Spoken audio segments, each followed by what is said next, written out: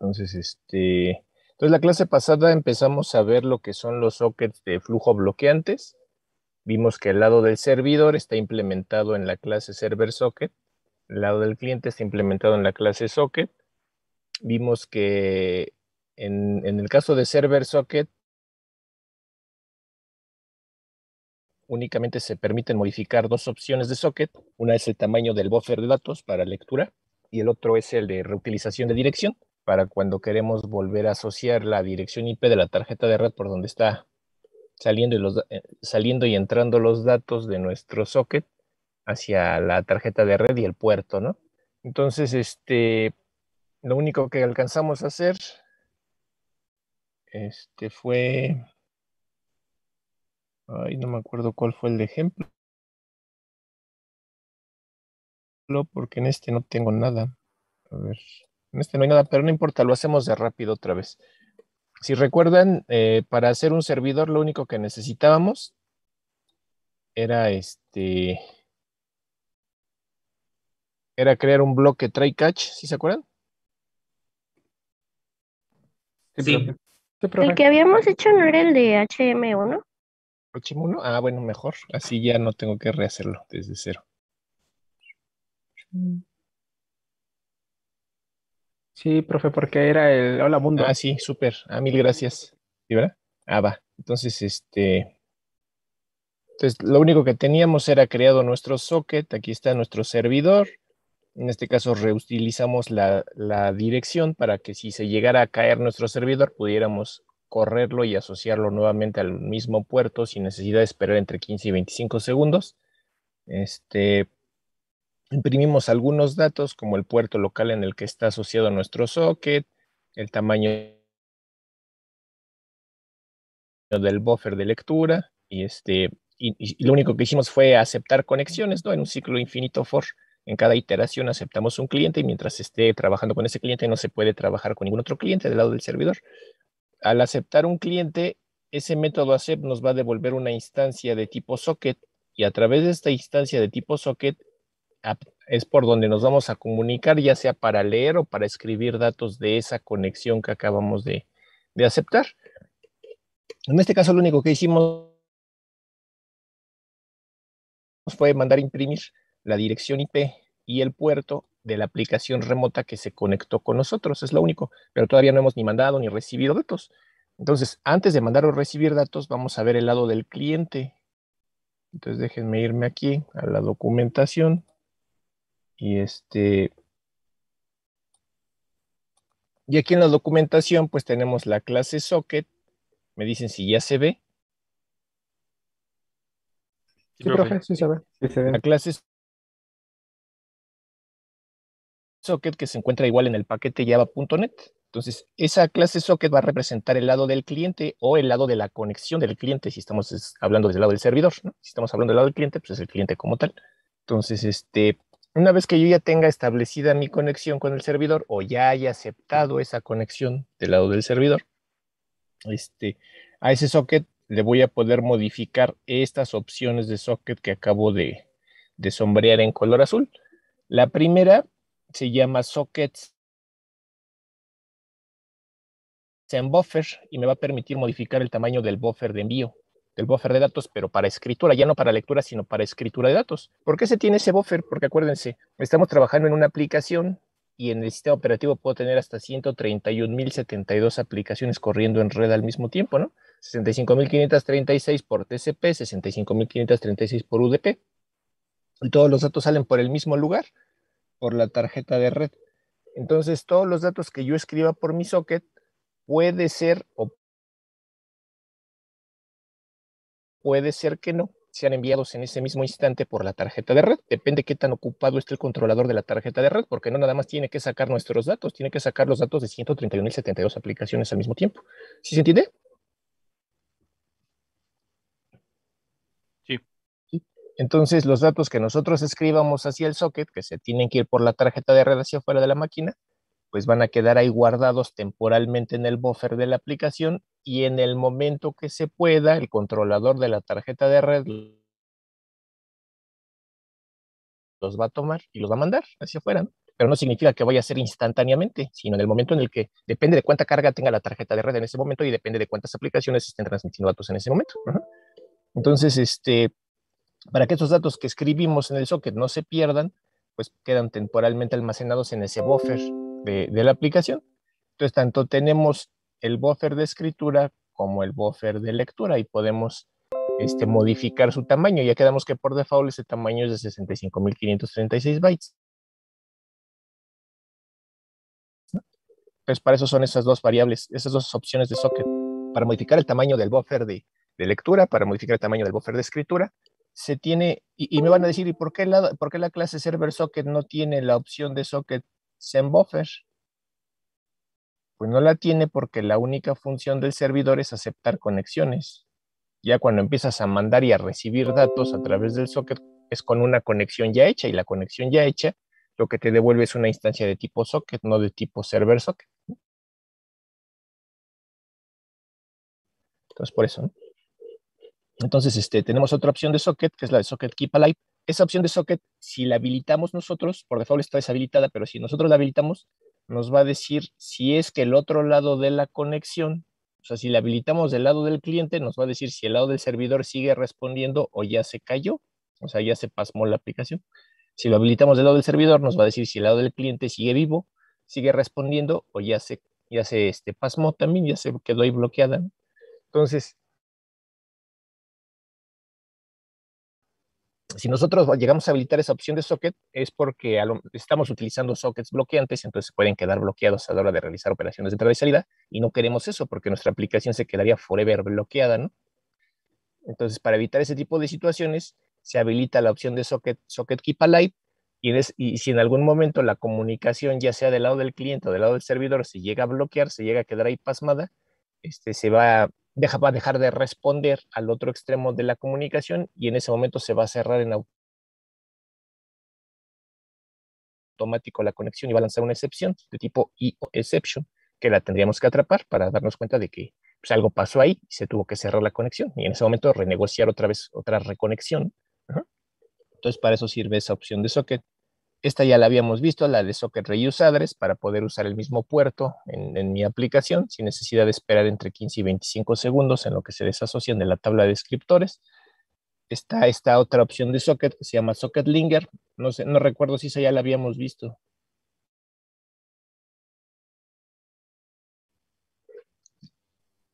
Parece que no. Creo que ¿No? no. No, profe. Bueno, entonces, la opción de socket linger, para lo que va a servir es para fijar, si es que se habilita, se va a fijar un temporizador de cierre de canal. ¿Por qué necesito yo un temporizador de cierre de canal? Va de la mano otra vez con el buffer de aplicación. Los datos que yo escribo, cuando yo escribo algo en el socket, no se mandan inmediato por la red, sino que quedan encolados en el buffer de aplicación. Entonces, ¿qué pasa si después de escribir datos en el socket, yo cierro el socket? ¿Qué va a pasar con esos datos? ¿Se mandaron o no se mandaron? Depende, ¿no? Depende qué tan ocupada esté la tarjeta de red. Puede ser que la tarjeta de red no tenga mucho trabajo y entonces rápido tomo los datos del buffer de mi proceso y, y los mando. Pero puede ser que haya muchas aplicaciones generando datos, está ocupada la tarjeta de red y a la hora de que ya se desocupó la tarjeta de red, bueno, el controlador de la tarjeta de red para tomar los datos del buffer y mandarlos a través del socket, pues resulta que ya no existe el socket porque ya lo cerré, ¿no? Imagínense que tienen mandar un dato, mandan un hola y en la siguiente instrucción cierran el socket. Entonces es tan rápida la ejecución de las instrucciones en el procesador que pues puede darse el caso, ¿no? Que ya para cuando por fin se pueden mandar los datos por el controlador de la tarjeta de red, pues ya no existe ese canal de comunicación porque ya se cerró. Entonces, ¿qué va a pasar con esos datos que estaban ahí encolados?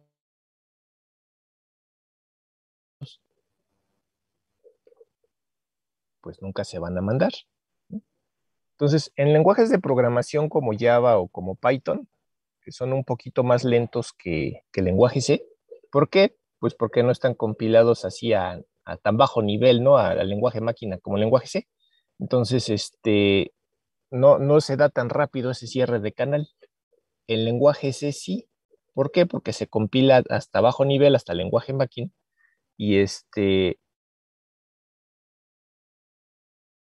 entonces la ejecución de las instrucciones es rapidísima. Entonces el lenguaje C, por lo regular, cuando ustedes vayan a cerrar un socket, siempre tiene que habilitar la opción de socket linger. ¿Para qué? Para darle chance a los datos que quedaron encolados en el buffer de la aplicación a ser enviados antes de que se cierre el socket, porque si no ya no va a haber un canal de comunicación por donde se puedan mandar hacia afuera de la máquina, ¿no? En el lenguaje Java yo pocas veces lo he utilizado, y insisto, porque es un poquito más lento, ¿no? Pero en el lenguaje C es el pan de cada día. ¿Sí se entiende el uso de esa opción de socket?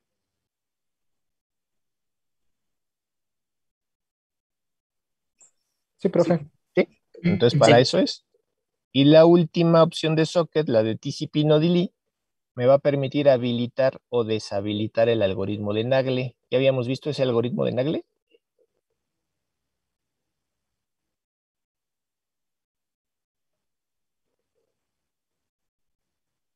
Bueno, por si no lo habíamos visto, normalmente nosotros cuando hacemos una aplicación, pues va a depender el tipo de aplicación que hagamos con el contenido de datos que vamos a estar transportando por la red, ¿no? Si tenemos una aplicación que genera pocos datos, por ejemplo, una aplicación de mensajería instantánea, pues por lo general no mandas tantos datos, ¿no? Bueno, ahora sí, porque te la pasas mandando video, fotos y video, ¿no? Pero antes, por lo general mandabas principalmente texto, ¿no? Entonces, en una aplicación donde tú principalmente mandas texto, pues el texto por lo general no pesa, ¿no? ¿Cuánto pesa el texto? Pues 1 byte por carácter, o 2 bytes por carácter, o 4 bytes por carácter, pero por lo general no es mucho. Entonces, rara vez se llega a juntar el MTU de la tarjeta de red con puro texto, ¿no?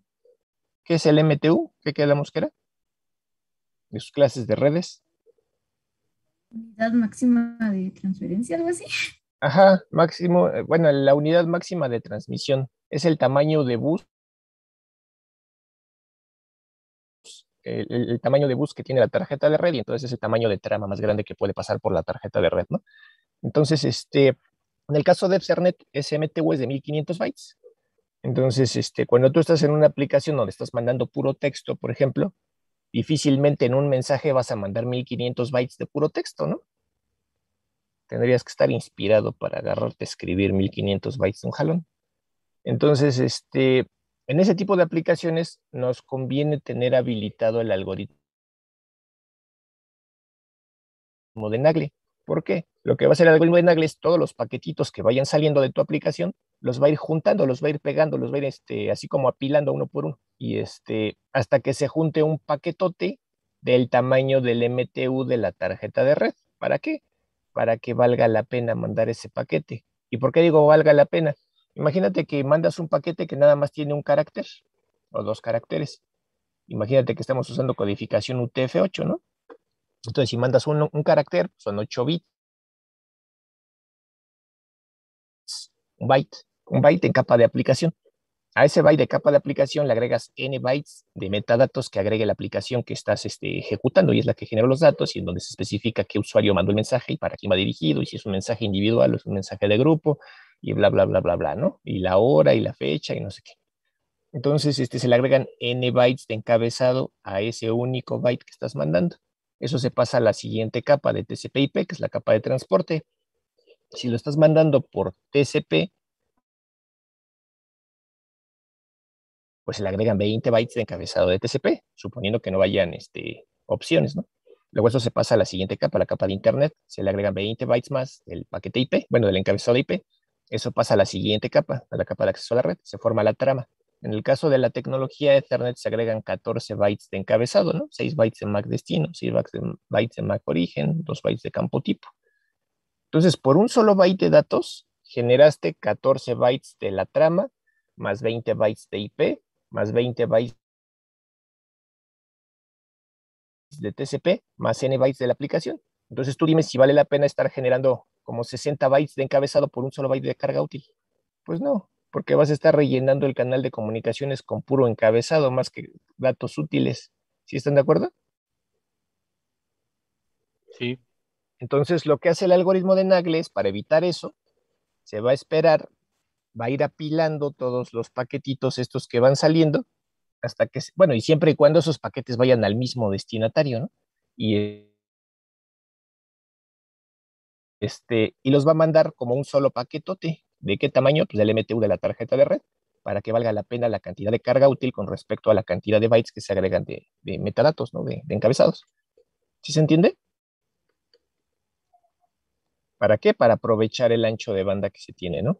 Entonces, ¿cuál es el problema de habilitar el algoritmo de Nagle? Por un lado, pues si estás aprovechando el ancho de banda porque estás mandando paquetes del MTU, ¿no? De todo el bus que ocupan todo el bus de la tarjeta de red. Pero el problema es que esos paquetitos están sufriendo retardo, sobre todo el primer paquete que se queda ahí encolado, sufre más retardo en lo que se van juntando más paquetitos para que salga el paquete del tamaño del MTU. Entonces, dependiendo de la aplicación que estás desarrollando, puede ser deseable o no deseable que esté habilitado ese algoritmo de Nagle. Si lo que a ti te urge es que no haya retrasos, pues vas a deshabilitar el algoritmo de Nagle. Si lo que te urge es simplemente que tenga buen desempeño la red, pues lo habilitas. Ajá. ¿Dudas hasta aquí?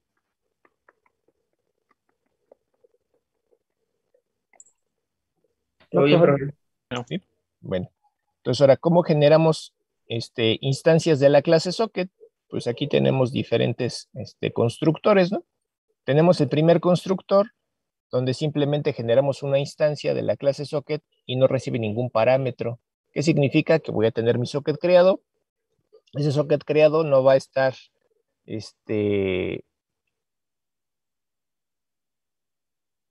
no va a estar asociado a un puerto en particular, así que a menos que yo use el método bind, que está aquí abajito, este método bind, donde yo especifico a qué puerto local lo voy a asociar a ese proceso, pues se le va a asociar el primero que encuentre el sistema operativo libre y es el puerto que le va a dar, ¿no? Entonces, no va a estar conectado tampoco con ningún servidor. ¿Por qué? Porque no especifiqué el destinatario, ¿no? Entonces, a menos que yo use el método que está aquí abajo, que se llama connect, no sé si lo alcanzan a ver. Sí. ¿Sí? Sí, profe. Con ese método connect, pues ya especifico la dirección IP y el puerto del servidor al que me voy a conectar. De otro modo no estaría conectado tampoco, ¿no? Entonces, si quiero usar ese tipo de constructor, lo único que tendría que hacer aquí, del lado de mi cliente, ay, ¿dónde quedó? Ah, déjenme cerrar. ¿Dónde está? ¿Dónde quedó? Ah, aquí está. Entonces, del lado de mi cliente, en lugar de utilizar este socket que yo creé utilizando el constructor que recibe dos parámetros, pues vamos a crearlo usando el primero, ¿no? El primer constructor. Entonces, ¿qué tendría que hacer? Simplemente haría un socket cliente igual a new socket y sin parámetros, ¿no? Tal cual como está aquí en la documentación. Ahora, ¿cómo lo conecto con un servidor? Genero una instancia de la dirección y puerto del servidor mediante una clase, mediante la clase que se llama inetSocketAddress.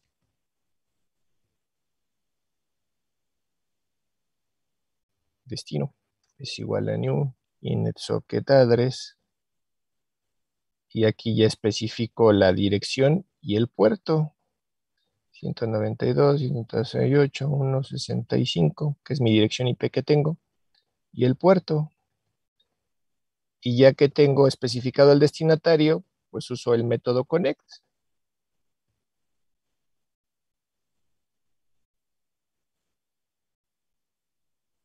Y si sí me puedo conectar, pues que me imprima que ya estoy conectado, ¿no?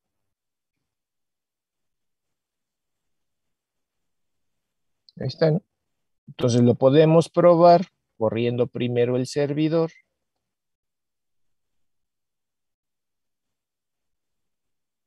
Me dice que ya está corriendo el servidor.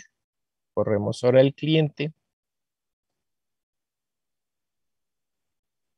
Me va a decir que ya estoy conectado al servidor, ¿no?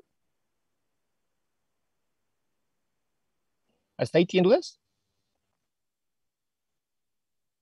Todo bien, ¿Puede profe. enseñar el código del cliente, profe? No Sí, lo alcanzo a copiar rápido.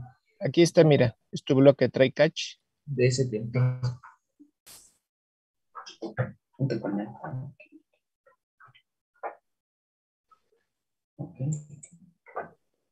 Yo usé esta dirección IP porque es la dirección IP que tengo, ¿no? Si quieren saber su IP, simplemente abren una terminal de CMD y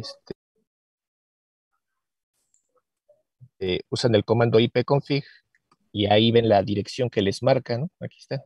Esa es la que me marca a mí, por eso es la que usé. O pudiera usar una dirección en IPv6, ¿no? Si es que tienen una o configuran una, ¿no? Eso lo vamos a ver, yo creo, si quieren en la siguiente clase. Y acepta los dos tipos de IP, los Sí, constructores. sí, mira, por ejemplo, ahorita corrimos el servidor y desde el lado del servidor dice cliente conectado desde y me da la dirección porque lo estoy corriendo en la misma máquina y me dicen qué puerto está corriendo mi aplicación cliente, que es el 52826. ¿Sí se ve? Sí. Ahora vamos a correr otro cliente. Pero déjame cambiarle la dirección IP y ahora en vez de ponerle esta, le voy a poner la de IPv6. Es una dirección IPv6, ¿no? Nada más déjame ver si cerré el socket. No, no he cerrado el socket. Entonces,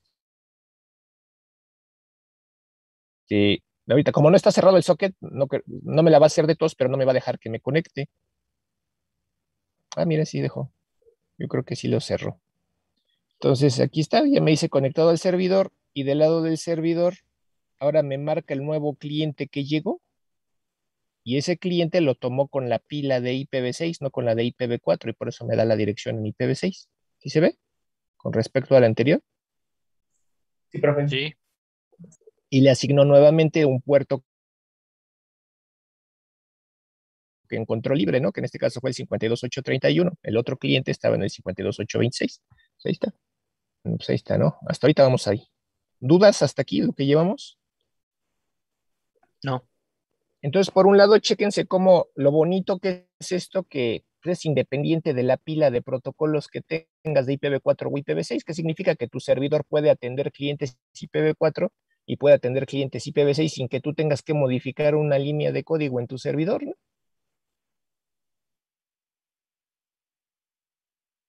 Así de fácil. Y que requerimos bien poquitas líneas de código, ¿no? Bueno, entonces, hasta ahí tenemos eso. Entonces vamos a regresar a la documentación del cliente.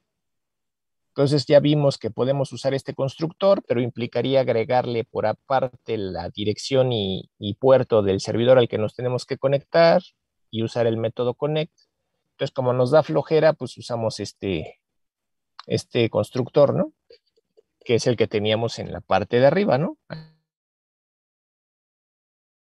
Aquí arriba, que es el que comenté, que vale más la pena, ¿no? Porque con una sola línea de código, pues haces esas 3 líneas, ¿no? De código de abajo. Pero entonces, tenemos otro constructor que es muy parecido a este. Déjenme, se los marco. Este constructor se parece mucho a este. No sé si noten que también son dos parámetros. La única diferencia es que en vez de tener una primera instancia de tipo string, es una instancia de tipo init address. ¿Sí se ve la diferencia? Sí. ¿Y en qué será diferente usar ese constructor a usar el que usamos nosotros?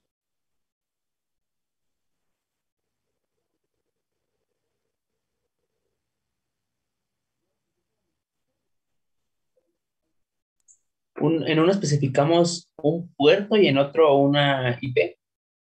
En el de arriba también está especificando una IP.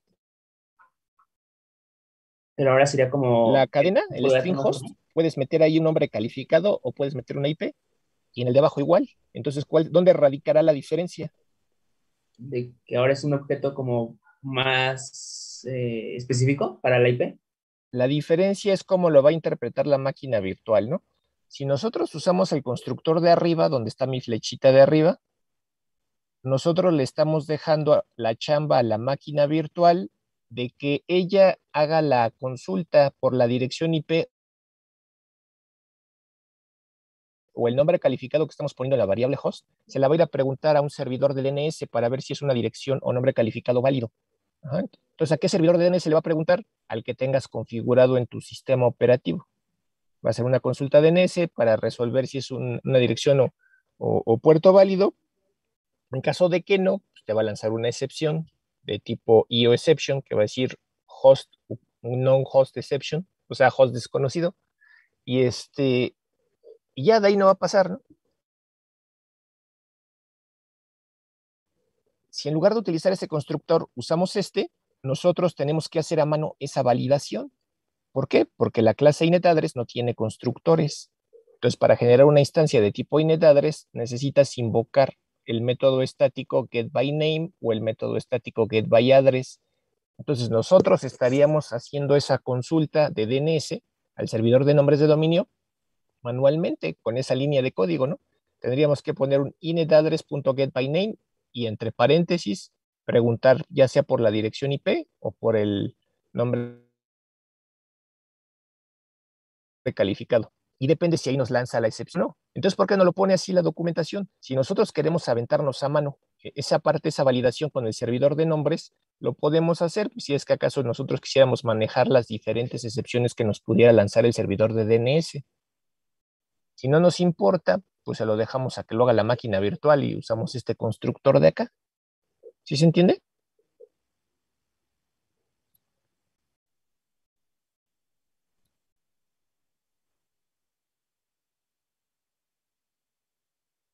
¿Sí se entiende la diferencia o lo explico un poquito más?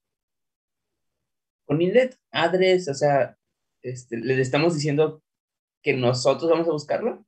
Ajá, mira, lo que tú harías sería algo así como, déjalo, lo pongo aquí en el código. Lo que tú estarías haciendo, por ejemplo, en lugar de usar nuevamente, en lugar de utilizar este constructor, déjame poner esto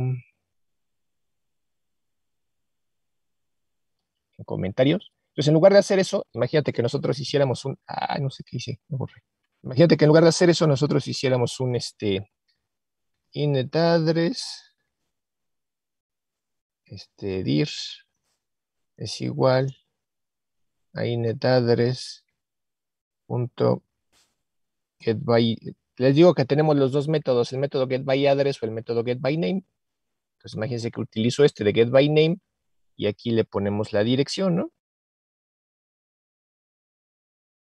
La 192.168.1.65. Entonces, cuando se ejecute esa instrucción, se va a generar un mensaje de tipo UDP para preguntarle a un servidor de DNS, a un servidor de nombres de dominio, si es válida esa dirección. ¿Qué significa que sea válida? De entrada, que esté escrita en la notación que corresponde con una dirección IP o con un nombre calificado, ¿no? Ajá.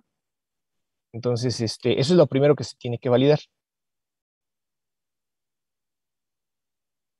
¿Qué más se tiene que validar? Por ejemplo, si es una dirección IP, los números que están en cada uno de estos octetos o bytes, esos números no estén por encima del 255 o no estén por debajo del 0, ¿no? Ajá, se tienen que hacer varias validaciones. Pero entonces, si yo quiero hacer esas validaciones, porque a lo mejor yo a lo mejor aquí yo pudiera poner un forever, aquí en esta línea, ¿no? Un forever, para que todo el tiempo, para que antes de hacer esa validación le pida al usuario que él ponga la dirección o nombre calificado. Y cada que el usuario dé una dirección o un nombre calificado que no sea válido, pues le siga preguntando y le siga preguntando. Y solo hasta que dé una dirección IP válida, se salga de ese ciclo y ya continúe la aplicación. ¿Sí se entiende? Sí, profe, ya Sí. tengo más claro. Entonces, si yo en lugar de manejar a mano esa solicitud y esa resolución de la dirección IP o el nombre calificado de la dirección, se lo dejo a la máquina virtual, entonces al dejárselo a la máquina virtual, ¿qué estoy haciendo yo? Pues, por ejemplo, estoy haciendo esto nada más. Dejo que la máquina virtual haga esa consulta de DNS, ¿no? Si llega a tronar porque le puse una dirección no válida, pues ahí se va a acabar mi aplicación. Si en lugar de hacer eso, yo valido a mano, meto mi ciclo infinito y cada que ponga algo no válido el usuario, me regreso, hago un continuo y hago la siguiente iteración y le vuelvo a preguntar que pida la dirección IP, y solo cuando ya la puso válida hago un break para salirme de ese ciclo, yo puedo garantizar que no se caiga la aplicación si es que pone una dirección no válida. ¿Sí se entiende? Y entonces cuando ya genere yo la instancia del socket, ya lleva una dirección válida. ¿Sí quedó claro? Sí, profe. Sí. Bueno, Sí, profe. esa es la idea de usar ese constructor. Ajá, entonces ya depende de sus necesidades de ese momento para su aplicación. Pues ya se lo dejan a la máquina virtual o ustedes hacen la validación. Entonces, si se fijan, aquí tenemos dos constructores que dice que están deprecated, o sea que ya están obsoletos, ¿no? Tanto este como este. ¿Por qué están obsoletos? Porque estos lo que hacían era generar un servicio de transporte confiable sobre un servicio, un servicio de transporte extremo confiable sobre UDP, y UDP no es confiable, ¿no? Entonces, antes se trataban de hacer ese tipo de mezclas, ahorita ya no hay necesidad. ¿Por qué? Porque si lo mandas por UDP, hay protocolos de capa de aplicación como el protocolo RTP, el protocolo de tiempo real, que se encargan de hacer eso mismo, ¿no? Entonces, por eso aquí ya están obsoletos, tanto este constructor como este. Bueno, luego tenemos este otro constructor. Déjenme borrar las flechitas. Tenemos este otro constructor que simplemente es idéntico a este. Entonces, la única diferencia es que nuevamente, ¿no? El primer parámetro aquí es de tipo cadena y aquí el primer parámetro es de tipo init address. ¿Por qué? Pues ya vimos el por qué, ¿no? Porque uno hace a mano la validación de la dirección y en el otro caso uno se lo deja a la máquina virtual, ¿no? Entonces, ¿en qué se parecen esos dos métodos, esos dos constructores que reciben 4 parámetros? Los primeros son la dirección o nombre calificado del servidor al que te vas a conectar, en qué puerto está corriendo la aplicación servidor en esa máquina al que te vas a conectar, y por otro lado, por cuál de las tarjetas de red que tú tengas van a salir y entrar los datos de tu aplicación. Para eso es este parámetro, este que dice local address. ¿Y a qué puerto local vas a asociar tu aplicación? Entonces, ¿en qué casos conviene utilizar este constructor? Bueno, ese o este. Pues en casos donde tú estés poniendo tu aplicación ya en producción, en un ambiente ya donde ya hay estrictas reglas en los firewalls, por ejemplo, y te dicen, ¿qué puerto vas a necesitar para tu aplicación? Pues voy a requerir, no sé, el puerto 9000. Pues te voy a crear una regla en el firewall para que solo puedas salir por el puerto 9000 por la tarjeta de red que tiene configurada la IP tal. Ajá. Y entonces vas a tener que hacer que tu programa salga por esa tarjeta de red en específico y reciba datos por esa tarjeta de red en específico y por ese puerto que te dijeron. Porque de otra forma no te va a dejar salir el firewall. ¿Sí se entiende?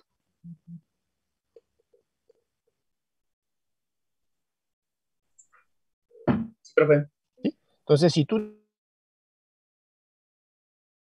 no usas este constructor y usas, por ejemplo, este de acá arriba, pues tú estás dejando abierta la posibilidad de que por cualquiera de tus tarjetas de red te lleguen conexiones, ¿no? Y por cualquiera de tus tarjetas de red tú podrías estar contestando peticiones, ¿no? Pero si las quieres restringir, pues ya usas este constructor o este constructor.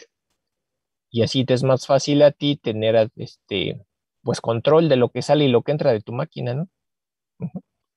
¿Vale? Tenemos otro constructor que dice, tiene un solo parámetro y dice proxy.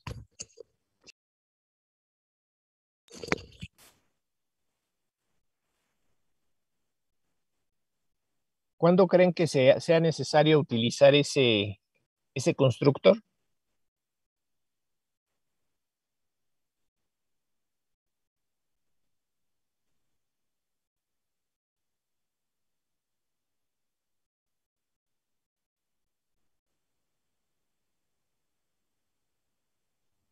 ¿Han usado proxies alguna vez? No. No, profe. No, profe. Por lo, No, que- profe. por lo general tú los puedes usar por diferentes propósitos, ¿no? Uno de esos propósitos puede ser para que no sepan quién eres tú. Entonces, si todas las máquinas que están en un lugar se conectan a un servidor a través del mismo intermediario, ese servidor al que va a ver que se conectó es al intermediario, no a ti. Entonces tú quedas hasta cierto punto protegido ahí, ¿no? Porque ellos no te ven, al que ven es al intermediario. ¿Sí se entiende? Tú te vas a conectar al intermediario, haces tu petición y el intermediario es un bypass que solamente retransmite ese intento de conexión hacia el destino, hacia el servidor real al que te vas a conectar. Entonces, en la bitácora, en el log del servidor real al que te vas a conectar, lo que queda registrado son los datos del intermediario, no los tuyos, ¿no? ¿Sí se entiende? Sí. Sí, Pi. Sí, Bien. Esa es una de las necesidades por las que se usan los proxies. Otra necesidad, pues por ejemplo, imagínate que tú quieres visitar Facebook, estás en un trabajo, quieres estar en Facebook, pero Facebook está en la lista negra ¿cómo se llama? Del watchdog que les da la salida hacia afuera, ¿no? Entonces, ¿qué haces? Pues mediante un proxy, tú te conectas a Facebook, ¿no? De todos modos, en la lista negra lo que aparece es el servidor de Facebook, no la del proxy. Te va a dejar salir tu conexión hacia el proxy y desde el proxy te conectas al Facebook, ¿no? ¿Si se dan cuenta de las bondades? Sí. ¿Sí? Entonces, en ese tipo de situaciones se utilizan los proxies. Y hay muchas más, ¿no? Eso nada más son dos ejemplos que se me ocurrieron ahorita, por ejemplo, ¿no? Entonces, ¿qué dice? Así. Entonces, usando ese constructor, ustedes pueden definir quién va a ser su intermediario. Todavía no van a estar conectados a un servidor. Ya tendrían que hacer uso del método connect para especificar quién va a ser el destinatario, ¿no? Y fijar parámetros que se necesiten a través de la clase proxy, ¿no? Que está ahí. Y además sería revisar que trae esa definición de clase y ver cómo hacer la conexión a través de un intermediario a cualquier servidor. Y con eso tendrían esos beneficios que les acabo de comentar. Si lo llegan a necesitar en algún momento, ¿no? ¿Vale? Y ya por último se tiene este otro constructor que tiene igual un parámetro que dice socket impl. Si ustedes recuerdan la clase pasada que vimos el lado del servidor, igual vimos el server socket que recibía como parámetro un socket impl. Digo, un server socket impl, ¿se acuerdan? Que les dije que era para crear un servidor a la medida.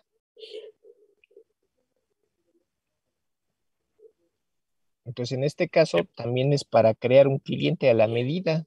¿Por qué necesitas un cliente a la medida? Porque en la lógica de la conexión del cliente con el servidor, a lo mejor en ese handshake que se lleva a cabo para establecer la conexión entre el cliente y servidor, tú necesitas agregarle más pasos a ese handshake. Ya les había puesto como ejemplo, ¿no? Si le vas a meter un cifrado, una capa de cifrado a la conexión, se tendría que manejar ahí la generación de la llave que se va a utilizar entre cliente y servidor para cifrar los mensajes.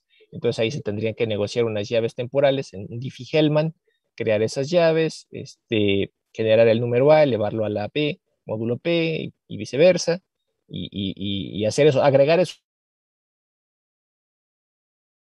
pasos adicionales en el handshake, ¿no? Entonces, ¿qué necesitas? Pues modificar el comportamiento, la lógica general que tiene el socket, el cliente de socket, para modificar ese handshake y agregarle esos pasos. Entonces, ¿eso dónde lo harías? Aquí. Ajá. ¿Sí se entiende?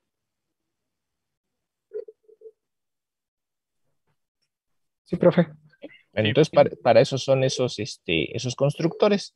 Nosotros ahorita, para lo que vamos a necesitar, pues basta con que usemos ¿no? Bueno, o alguno, o el que quieran. Entonces, total, ahorita apenas vamos a hacer el hola mundo, ¿no?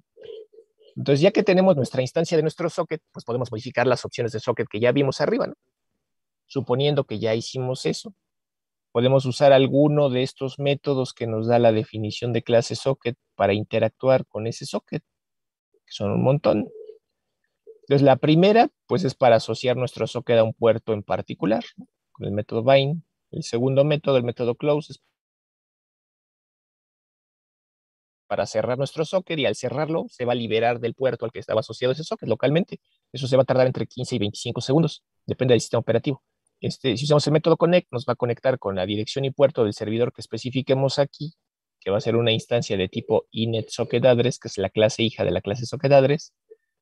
Si usamos el método getChannel, nos va a permitir movernos a través de los métodos de la definición de clase socketChannel, que es el socket no bloqueante. Si usamos el método getInetAddress, nos va a devolver la dirección IP y nombre calificado de la aplicación que está del otro lado de la conexión. Por eso es que nosotros aquí, en nuestro programa, del lado del servidor, a la hora de que el cliente se conectó, no sé si se alcance a ver esa línea que sombré.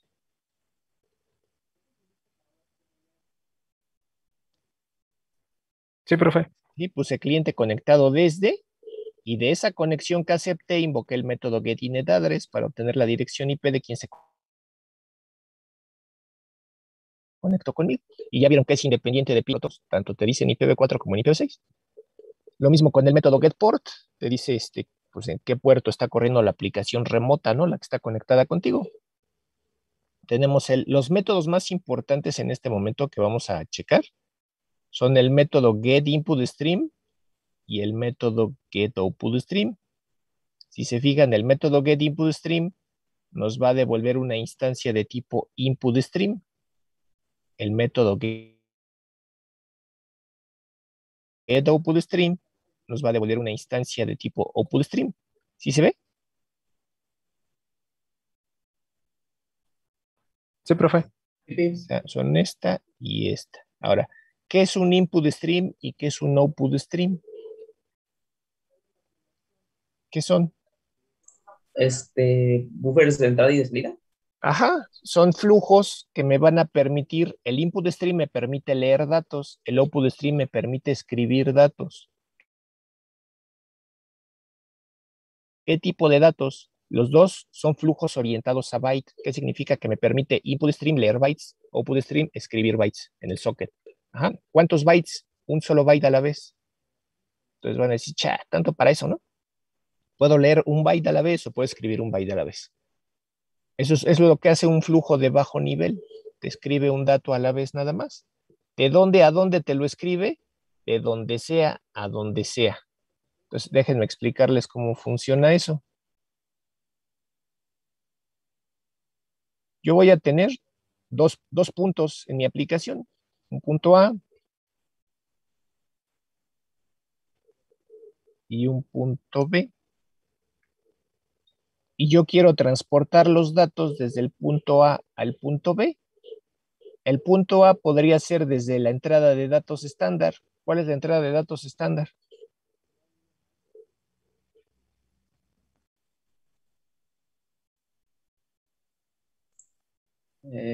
Input stream. Es el teclado. O sea, si yo quiero meter datos a la aplicación, pues lo hago desde el teclado, ¿no? Es la entrada de datos estándar. Entonces, mediante un flujo, mediante un output stream, yo puedo introducir y mandar los datos que yo tecleé hacia mi aplicación, que sería el punto B. ¿Sí se entiende? Sí, ¿Sí? O yo podría transportar datos desde mi aplicación, datos que generé en mi aplicación, que sería el punto A, transportarlos hacia la salida estándar. ¿Cuál es la salida estándar? La pantalla, el monitor, ¿no? Entonces sería mi punto B, sería el monitor, el punto A sería la aplicación. Ahora supongan que quieren almacenar datos. El punto A va a ser la aplicación, el punto B puede ser un archivo, puede ser un gestor de base de datos, puede ser otra cosa, ¿no? ¿Ah? Ahora supongan que el punto A es mi aplicación, el punto B es otra aplicación. ¿Cómo lo hago? Pues a través de un socket.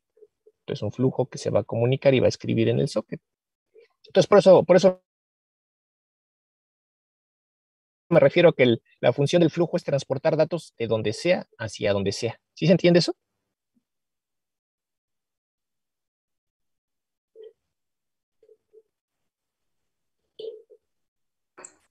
Sí. ¿Sí? Bueno, Entonces entonces, tendríamos que traducir, por ejemplo, o sea, ingresamos una palabra en el teclado, esa ajá, la tendríamos que traducir a bytes y ya después mandarla. esa es una forma. Esa es una de las formas que se puede hacer. Vamos a ver varias formas. Vale. Entonces, ahorita lo único que quiero que les quede claro es la función del flujo. El flujo es transportar datos de cualquier lugar hacia cualquier otro lugar, en mi aplicación. Eso es lo que hacen los flujos. El flujo de bajo nivel va a ser ese transporte de datos un elemento a la vez, uno por uno. ¿Ah? Si son bytes, un byte a la vez. Si son caracteres, un carácter a la vez. ¿Ah? Entonces, ahora, tengo flujos de alto nivel. Los flujos de alto nivel son para mejorar el desempeño de ese transporte de datos. Entonces, un flujo de alto nivel, en lugar de mandar un dato a la vez, te manda bloques de datos a la vez. Entonces, en lugar de mandar un byte a la vez, te manda un arreglo completo de byte de un jalón. En lugar de mandarte una letra, te manda un párrafo completo de un jalón. ¿Sí se entiende la diferencia entre un flujo de bajo y alto nivel? Sí, profe. ¿Sí? Y además el flujo de alto nivel también puede hacer cambios en la representación de los datos. Te podría cambiar, por ejemplo, de texto a bytes, te puede cambiar de un entero a un doble, o a un long, o a cualquier otra cosa. Entonces lo chido de los flujos de alto nivel, ¿no? Además de que te mejoran el desempeño del transporte de los datos, también te permiten hacer cambios en la representación de los datos. Entonces, eso tenemos que tenerlo ahorita en cuenta, ¿no? Entonces ahora, volviendo a mis definiciones de clase, input stream es un flujo que sirve para leer bytes. Flujo de bajo nivel que solo te permite leer un byte a la vez. Output stream, flujo igual orientado a byte que solo te permite escribir un byte a la vez. Pero con eso me basta. ¿Por qué? Déjenme ponerles la presentación. Entonces, aquí en esta presentación tengo esquematizados los diferentes tipos de flujos. Entonces, aquí podemos ver tanto los input stream como los output stream. ¿Sí se ven?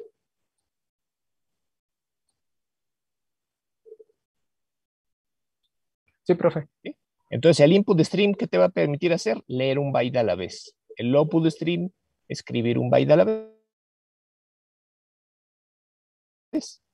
Esos son los flujos de bajo nivel. Pero los de alto nivel son los que están aquí abajito, aquí y aquí. Entonces, si ese input stream tú lo juntas con un file input stream, pues vas a poder escribir datos. ¿Hacia dónde? Hacia un archivo. El nombre lo dice, ¿no? Hacia un file input stream. Y ahora, si en lugar de escribir los datos al archivo uno a la vez, eso lo juntas con un buffer output stream, que creo que aquí no viene, creo que no lo pusieron. No me lo pusieron, pero hay un flujo de alto nivel que se llama buffer output stream, y ese lo asocias con el file, digo, más bien un buffer input stream, y ese lo asocias con un file input stream, pues podrías leer bloques de bytes de un jalón desde un archivo, ¿no? A lo mejor hasta te lees el archivo completo de un jalón, ¿no? Y lo mismo con una tubería, si quieres leer datos desde una tubería, y lo mismo desde unas cadenas que bueno, esta es una estructura que se parece a una cadena, pero es más grande que una cadena, tiene mayor capacidad que una cadena, ¿no? Y esto es para leer objetos, y así, entonces para leer audio, y así, ¿no? Depende del origen de los datos, de dónde quieras leer, pues es el tipo de flujo que vas a agarrar de los que están aquí abajo. ¿Sí se entiende eso? Pero lo va a leer como si fueran bytes. Y aquí lo mismo, pero para escritura, ya no para lectura, ¿no? Puedes escribir datos a un archivo, puedes escribir datos a una tubería, puedes escribir objetos como si fueran secuencias de bytes, puedes escribir datos y entregarlos como arreglos de bytes, etcétera, ¿no? Estos que son los flujos orientados a byte. Ahora, tenemos otros flujos que son los flujos orientados a carácter, que es básicamente lo mismo, pero aquí en vez de ser input stream, se va a llamar reader. Entonces, en lugar de leer bytes, va a leer caracteres. Y en lugar de tener el output stream, voy a tener el writer. Entonces, en lugar de escribir bytes, va a escribir caracteres. ¿Por qué se necesitan estos si ya lo podemos hacer con bytes? Pues se necesitan porque las aplicaciones han ido evolucionando. Inicialmente, únicamente contábamos con el código ASCII, ¿no? Entonces, con el código ASCII, los caracteres básicamente medían 7 bits. Teníamos 7 bits para representar 2 a la 7, 128 letras del alfabeto inglés. Y con esas 128 letras pues nos bastaba, o 128 caracteres era más que suficiente, ¿no? Para representar cualquier carácter del alfabeto inglés, números, y uno que otro símbolo especial, ¿no? Pero después fue volviéndose más globalizado el Internet, se fueron internacionalizando las aplicaciones para que una persona pudiera ver la información en su idioma y se fueron requiriendo añadir más caracteres al alfabeto, ¿no? Para que ya nada más tuvieras el alfabeto latino, bueno, ya nada más el inglés, sino latinoamericano, que ya tiene las tildes, la ñ, los acentos en las letras, ¿no? A lo mejor también el japonés, que tiene sus kanjis, el chino, pues para cada idioma que hay, ¿no? Y si se fijan, el persa, hay un montón. Entonces, pues se dieron cuenta de que ya no iban a caber todos los caracteres en 7 bits, ¿no? Entonces empezaron a surgir nuevos tipos de codificaciones, las codificaciones I, como la que usa Windows, las codificaciones UTF, ¿no? Que hay de diferentes tamaños, UTF-8, que te codifica un carácter en byte, por eso es el 8, el UTF-16, que te codifica un carácter en 2 bytes, 16 bits, el UTF-32, que te codifica un carácter en 4 bytes. ¿Sí se entiende? Entonces, Sí. con los flujos que tienes aquí arriba, cuando tú haces una operación de lectura o cuando haces una operación de escritura, solo estás leyendo o escribiendo un byte.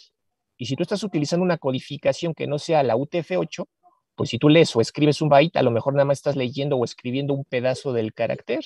Y entonces cuando lees del otro lado lo que escribiste, pues no se parece nada a lo que tú escribiste, ¿no? ¿Por qué? Porque no se escribió el carácter completo o no se leyó el carácter completo. ¿Sí se entiende? Profe, ¿y por qué no son como análogos de que el mismo número de clases que tiene input stream no es el mismo número que tiene output stream? Por ejemplo, audio, input stream no está como para output stream. A lo mejor y sí está, porque esta nada más es una diapositiva, pero si se van directamente al paquete java.io, ahí pueden ver las definiciones de clase que hay en ese paquete, y a lo mejor y sí está. Ah, vale, gracias. Ajá, sales. Entonces, nada más es un ejemplito para que más o menos vayan asociando lo que vamos a usar nosotros, ¿no? Entonces, si ustedes se fijan aquí en la documentación que les estoy mostrando, tenemos el método getInputStream y el método getOutputStream, que a final de cuentas te dan un input stream para lectura de bytes o un output stream para lectura de, escritura de bytes, pero no tenemos un getReader o un getWriter, ¿no? ¿Por qué?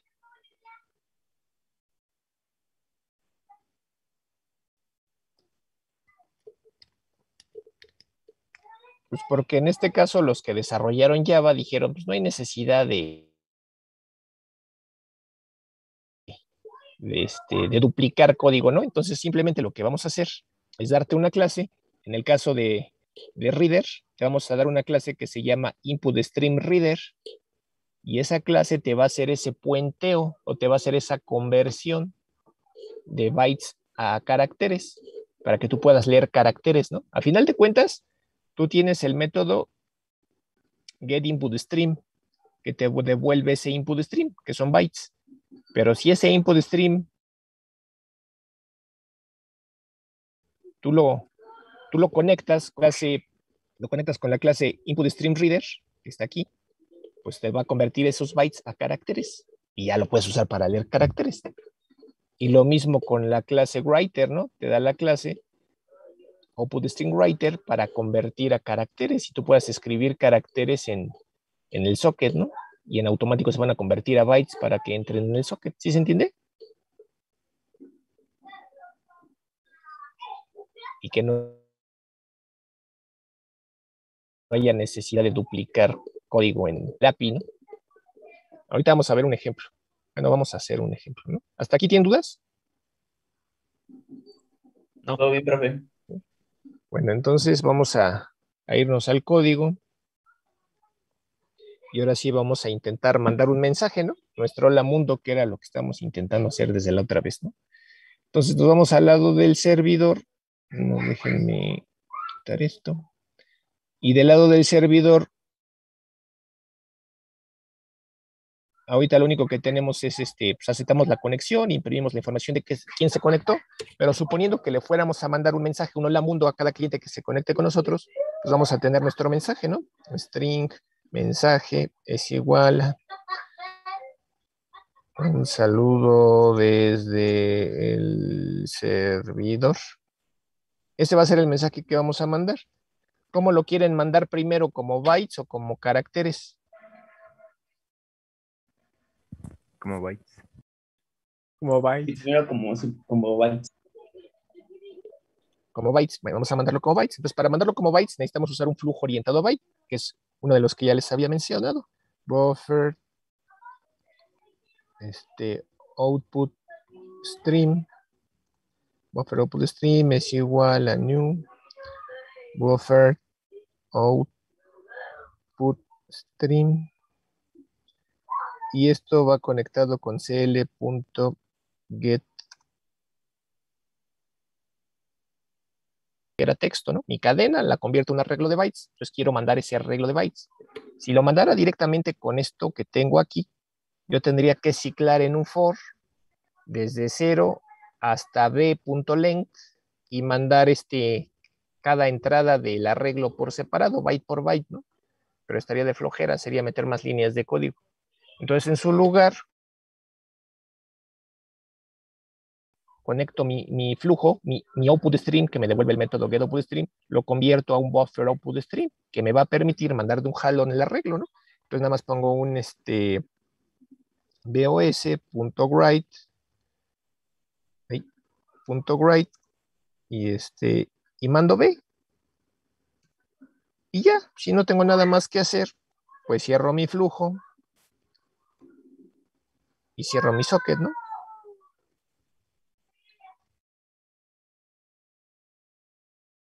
Así de fácil.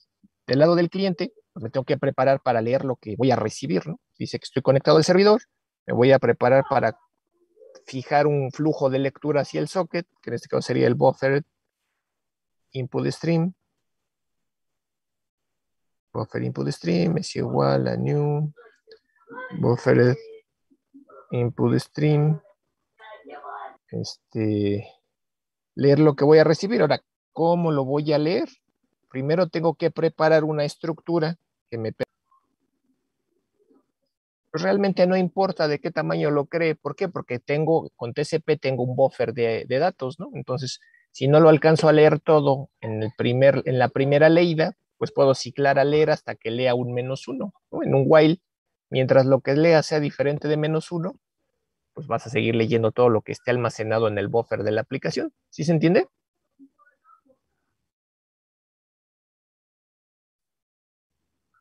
Pero en este caso, pues no quiero hacer tantas lecturas, entonces lo pongo en un solo arreglo grande, ¿no?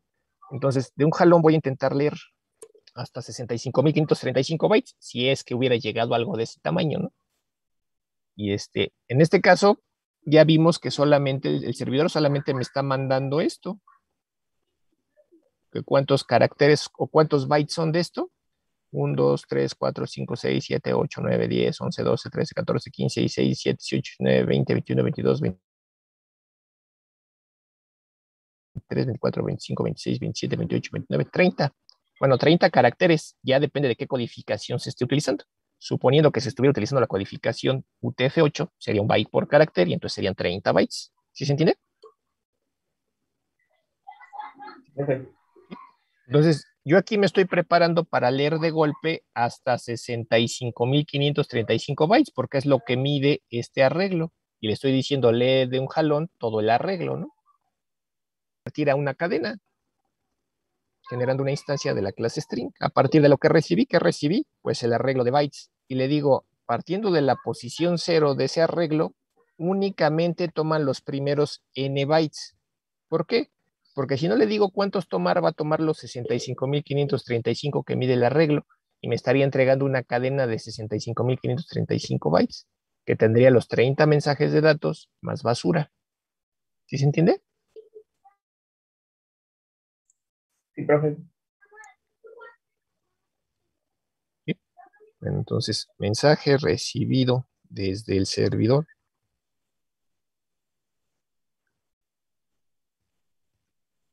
Ponemos lo que se recibió y ya después, si ya no hay nada más que hacer, cerramos el flujo Cerramos el socket. Vamos a probar nuestra aplicación. Vamos a correr la aplicación servidor. Vamos a ver que no tenga nada corriendo. Corremos el servidor. Y dice que ya está corriendo. Corremos el cliente.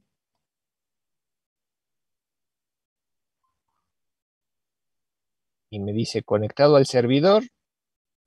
Y luego mensaje recibido desde el servidor. Y aquí está la cadena que se mandó como un arreglo de bytes. ¿Sí se ve? Sí. Sí. Entonces eso fue mandándolo como si fueran bytes. Ahora, si lo queremos mandar como si fuera texto, tal cual, vamos a, en lugar de utilizar este tipo de flujo, vamos a usar uno que sea un writer y un reader, ¿no? Entonces, hasta aquí ya le puedo modificar. Ya le tomaron un screenshot. Bueno, de todos modos, ¿están grabando el video? ¿Sí están Sí. grabando la clase? Para cualquier cosa que se les quede ahí. Pues ahí está. Bueno, entonces ahora vamos a convertir nuestro envío en flujo orientado a carácter. Entonces este buffer reader ya no nos va a servir. Esto tampoco, pues esto tampoco, ¿no? Entonces todo esto lo comentamos. Y en su lugar, del lado del cliente, pues vamos a tener un buffer reader, buffer reader es igual a new buffer reader. Y aquí un new input stream reader. Si se acuerdan por qué les dije que era esta clase, para hacer la conversión de bytes a caracteres. cl.get input stream. Entonces ya tenemos nuestro input stream que nos devuelve el socket. No queremos leer bytes, sino caracteres, entonces los convertimos a caracteres con esta instancia. Ahora no queremos leer un carácter a la vez, sino queremos leer párrafos. Entonces lo metemos dentro de un flujo de alto nivel. Ajá. Y ya lo único que tendríamos que hacer sería un string, mensaje, es igual a br.readLine. Y ya no hay nada más que hacer. Después de eso, ¿no? Nada más mandas imprimir. Mensaje recibido. Más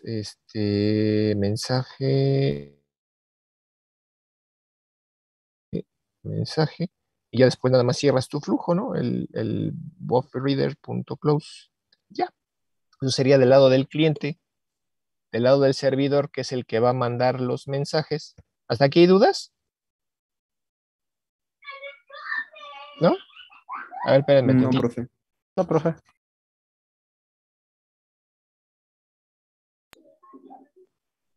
Del lado del servidor, igual vamos a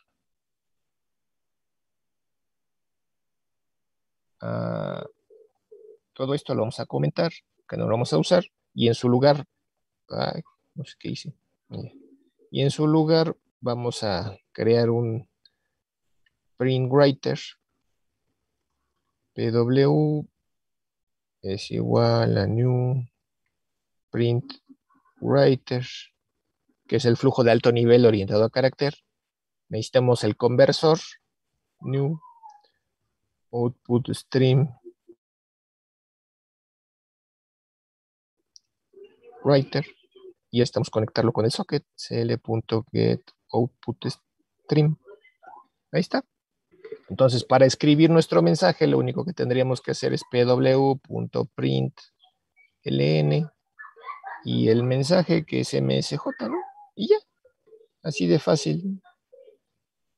Y ya nada más lo cerramos, printwriter.close. Close. Ahí está, ¿no? Ahí, espérenme. Déjenme, le quito acá. Ahí está, ¿no? Y si quieren lo podemos probar otra vez, ¿no?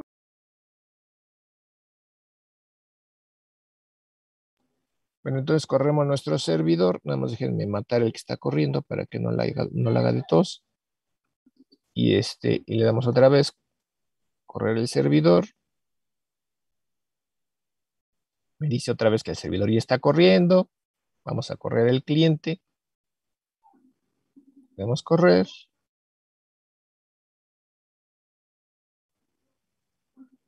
Y ahí está otra vez, ¿no? Mensaje recibido y ahí está. Pero ahora lo mandamos como texto, ¿vale? Entonces, aquí no se ve a lo mejor cuál es la ganancia de uno con respecto al otro, ¿no? ¿Por qué? Porque aquí no estamos usando caracteres especiales como acentos, por ejemplo, ¿no? ¿Qué pasaría si nosotros estuviéramos mandando acentos? Imagínense que el mensaje que se está mandando aquí, ¿dónde está? ¿Dónde está el mensaje? Del lado del servidor. Imagínense aquí que ustedes necesitan mandar caracteres especiales que no son del UTF-8, ¿no? Que no vienen del ASCII. Entonces, por ejemplo, aquí, a lo mejor ustedes van a mandar A, E, I, O, U, ¿no? Son letras con tilde. Entonces vamos a ver qué pasa si mandamos esto, ¿no? Corremos el servidor.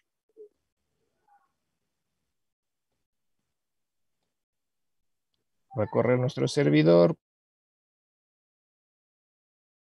Corremos nuestro cliente. En este caso sí llegó tal cual. ¿Por qué? Porque estamos manejando la misma codificación en ambos lados. Pero ¿qué pasa cuando no? O sea, el hecho de estar utilizando ¿cómo se llama? El flujo, en este caso orientado a carácter, posibilita que se conserve el charset o el tipo de codificación que se tiene en la base, ¿no? Con la que codificaste eso. Pero muchas de las veces lo que nosotros requerimos meter datos no es igual. Por ejemplo, si nosotros metemos los datos no ahí, que los estamos asignando a una variable, sino que los estamos metiendo desde el teclado, desde la entrada de datos estándar. Por ejemplo, en el caso de NetBeans, la entrada de datos estándar tiene por default codificación UTF-8. Así está configurada en NetBeans. Entonces, si tú metes acentos desde el teclado, a la hora de que se lean y se entreguen al otro lado, no se van a entregar tal cual. Y si no se entregan tal cual, del otro lado no vas a ver esos caracteres especiales, los vas a ver como cuadraditos, porque no se pudo interpretar el carácter, ¿no? Insisto, aquí no hay problema porque estamos utilizando el flujo para caracteres, el print writer y el buffer reader, pero si lo hubiéramos estado mandando con otro tipo de flujo que solo considere la codificación UTF-8, sí podría haber habido problemas. Ajá. ¿Sale? Bueno, eso es para lo que sirve utilizar los flujos orientados a caracteres, que tú puedes, ahora sí que utilizar diferente tipo de codificación. Si quisieras escribir en diferentes idiomas y que se mostraran esos caracteres, ¿no? Tu aplicación. De otra forma no se van a mostrar, se van a ver puros cuadraditos, ¿no? La siguiente clase vamos a hacer un ejemplo de un servicio de eco, y es donde ya vamos a incluir ahí precisamente el codificador, ¿no? El charset, que va a estar asociado a la aplicación, precisamente para permitir que haga eso, ¿no? ¿Sale? ¿Hasta aquí tienen alguna duda? Ahorita todo bien, profe. profe. No, profe, Todo bien, bien. profe. Bueno, Todo bien, entonces, profe, pero ¿podremos ver el código nada más tantito más? O sí, nada más como ¿cuál? para... ¿Lado del cliente o del servidor? Mi duda del cliente es si... No sé si puse todas las librerías que Ah, invocó al estas son principio. las únicas que puse. Para no Ok, tener que gracias. importar clase por clase, importé todo el paquete. Si no me lo hubiera estado haciendo de tos cada que yo agregué una Vale, profe, muchas instancia gracias. diferente de los flujos, me hubiera dicho, hay que hacerla. Sí. Las de los flujos están contenidas en este paquete, en el IO. Las de los sockets y direccionamiento están contenidas en este paquete, en el net. Muchas gracias, profe. Sí. Ahora, ¿qué pasa si lo que tú quieres mandar, pues no es texto y y no son bytes? A lo mejor tú quieres mandar un flotante, a lo mejor quieres mandar un número entero, a lo mejor quieres mandar un booleano. ¿Qué pasa con esos tipos de datos? ¿Cómo los podemos? dependiendo de las necesidades de tu aplicación, pues es el tipo de dato que vas a necesitar mandar, ¿no? Entonces, a lo mejor, te digo, yo quiero mandar es más, ¿qué pasa si quieres mandar diferentes tipos de datos, ¿no? A lo mejor no vas a estar mandando puro texto, sino que primero vas a mandar un texto, luego vas a mandar un entero, luego un flotante, luego un booleano, luego así diferente tipo de datos, ¿no? Entonces, ¿cómo le haces? Pues vamos a utilizar otro tipo de flujo. Entonces, en lugar de utilizar un buffer reader, todo esto otra vez lo vamos a comentar. ¿Ya lo puedo modificar? Ya, bueno. Sí, profe. Bueno, entonces ahora comento esto. Ahora imagínense que vamos a mandar diferentes tipos de datos, ¿no? Entonces, del lado del servidor, pues igual vamos a mandar diferentes tipos de datos. Vamos a empezar por aquí. Entonces, el tipo de flujo que vamos a utilizar se llama Data Output Stream. ¿Qué significa ese tipo de flujo? Es un flujo de alto nivel orientado a byte que me permite representar cualquier tipo de dato primitivo como bytes. ¿Cuáles son los tipos de datos primitivos? Todos los que descienden del lenguaje C. O sea, el int, el float, el long, etcétera, etcétera, etcétera, ¿no?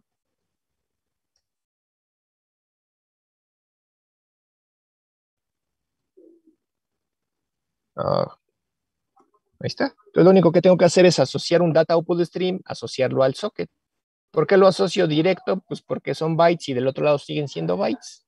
Por eso no hay que transformar nada, ¿no? Como con el de los caracteres que se tuvo que transformar de bytes a caracteres. Aquí no, aquí es directo. Entonces vamos a suponer que primero voy a mandar datos como texto. Para mandar texto se utiliza el método writeUTF. ¿Cuál es el inconveniente? Que lo va a mandar con codificación UTF-8, ¿no? Luego vamos a mandar un entero. Luego vamos a mandar a lo mejor un flotante, ¿no?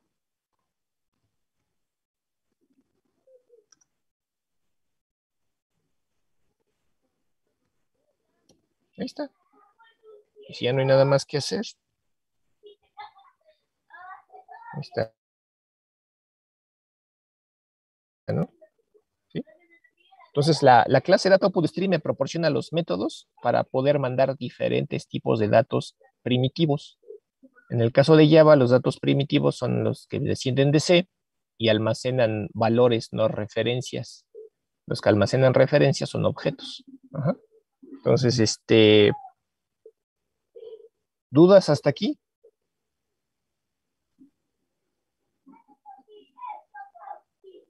¿No? Todo bien, profe.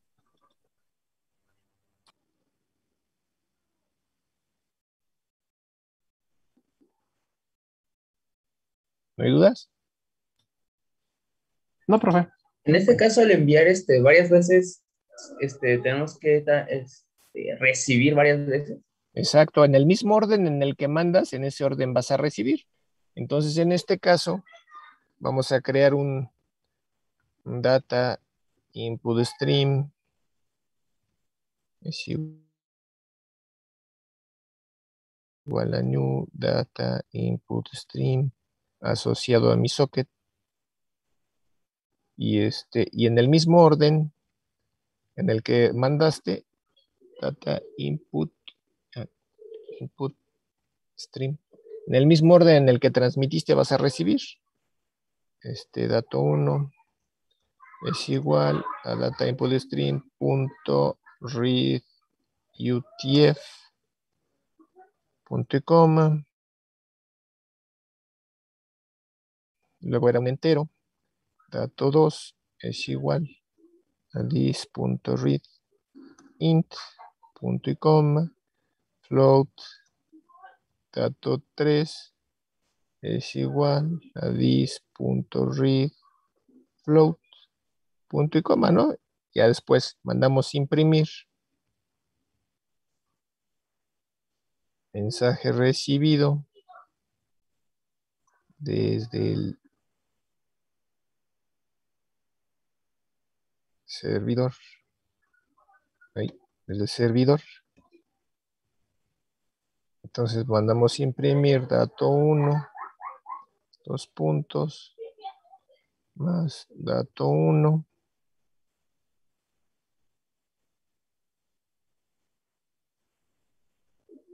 Dato 2. Y tenemos el dato 2 y dato 3. Y aquí dato 3. Y si ya no tenemos nada más que hacer, cerramos el flujo. Y el socket, bueno, el socket creo que sí lo cerré acá. Sí, ahí está, ¿no? ¿Dudas hasta aquí?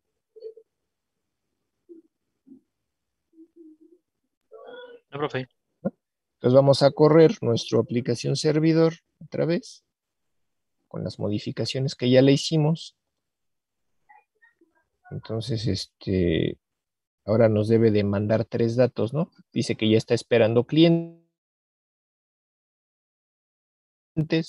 Llega nuestro cliente, se conecta, y en cuanto se conecta, recibe la cadena, el texto, luego recibe ¿cómo se llama? El entero, y luego recibe el flotante. Y pudieran así mandar diferentes tipos de datos, ¿no? Les digo, booleano, entero corto, entero largo, el doble, etcétera, etcétera, etcétera, etcétera, ¿no? Cualquier tipo de dato primitivo se puede transmitir. Entonces ya con eso podemos estar hasta mezclando cosas, ¿no? Para que no tengamos que utilizar un flujo por cada tipo de dato diferente que queramos mandar, ¿sí? ¿Hasta ahí tienen alguna duda? Todo bien, profe. Sí. Bueno, entonces si quieren, ya son 9 para las 8, si quieren hoy le dejamos ahí, porque si no, no me va a dar tiempo de explicarles bien lo que sigue. Lo que sigue es ahora, por un lado vamos a hacer la prueba para probarles que todo va sobre TCP/IP y por lo tanto debe ser transparente al lenguaje de programación. Les voy a poner un ejemplo donde el cliente esté en Java y el servidor en C, por ejemplo, ¿no? Y vean cómo la comunicación sigue siendo transparente. ¿Por qué? Porque es independiente del lenguaje de programación, independiente del sistema operativo, independiente de la arquitectura de procesador y demás. ¿Por qué? Porque va sobre la pila de protocolos TCP/IP, ¿no?